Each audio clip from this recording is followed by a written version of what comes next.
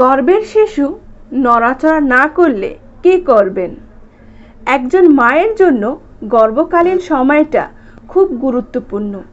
এই সময় মায়ের শরীরের যত্ন যেমন ঠিকঠাক মতো নেওয়া দরকার, তেমনি গর্ভাবস্থার শিশুর দিকেও নজর দিতে হবে। গর্ভের শিশু যদি সুস্থ ও স্বাভাবিক থাকে, তাহলে সে মায়ের পেটে স্বাভাবিক নড়াচড়া করবে, যা অন্তঃসত্ত্বা অনুভব করতে পারেন।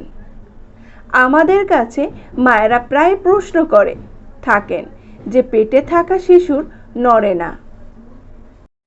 আবার কেউ কেউ বলেন পেটের বাচ্চা কম নড়ে। আবার অনেকে প্রশ্ন করেন পেটের শিশু ভালো আছে কিনা কিভাবে বুঝবেন? পেটের মধ্যে শিশুর নড়াচড়া শুরু হয় প্রসবের বহু আগে থেকে, 10 সপ্তাহ বা 12 সপ্তাহ থেকে পেটের মধ্যে শিশু নাড়াচড়া করতে থাকে, কিন্তু মা তখন সেটা বুঝতে পারে না।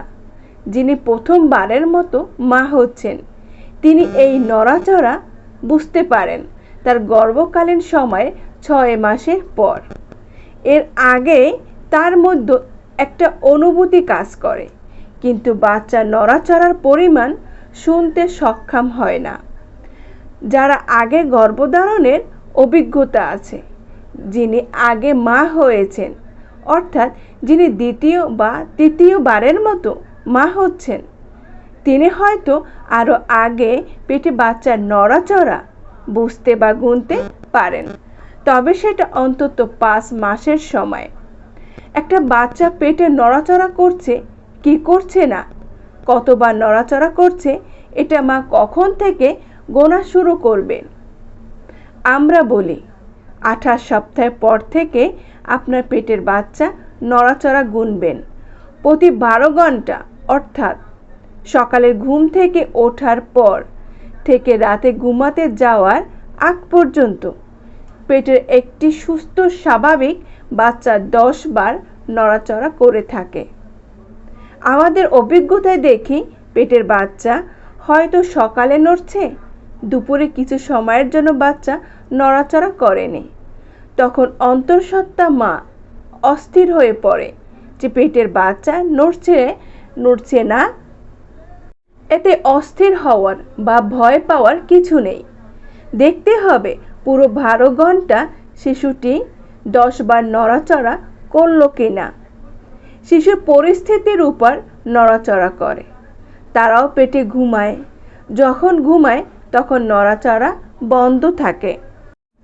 একটা লক্ষণীয় বিষয় হচ্ছে বাচ্চা যখন নড়তে থাকে তখন কিন্তু অনেকক্ষণ ধরেই নড়ে।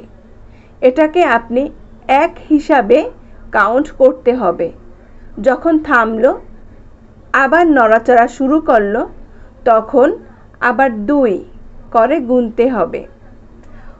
অনেকে এটা ভুল করে, যখন বাচ্চা নড়া শুরু করে তখন গুনতে গুনতে 1 থেকে 100 পর্যন্ত গুনে ফেলে।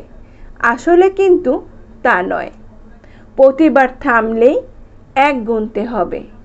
এভাবে যদি সারাদিন সে 10 বার নড়াচড়া করে, তাহলে বুঝতে হবে বাচ্চা সুস্থ স্বাভাবিক আছে। পেটের বাচ্চা নড়াচড়া কমিয়ে দেওয়ার অনেকগুলো কারণের মধ্যে একটা হচ্ছে কোনো কারণে পেটে অক্সিজেনের সরবরাহ কমে যাওয়া। অনেক সময় দেখা যায় পেটের মধ্যে বাচ্চা ঘুরতে ঘুরতে নাড়িটা বাচ্চার গলায় প্যাঁচ খায়, ফলে তার ব্লাড সাপ্লাই কমে যায় ও বাচ্চার নড়াচড়া কমে যায়। আরেকটি কারণ হচ্ছে মায়ের রক্তশূন্যতা। রক্তশূন্যতা হলে বাচ্চা যখন অক্সিজেন কম পায় ও বাচ্চার নড়াচড়া কমিয়ে দেয়। বাচ্চার নড়াচড়া কমছে মানে বাচ্চা ভালো নেই, তাই সঙ্গে সঙ্গে ডাক্তারের শরণাপন্ন হওয়ার বিকল্প নেই।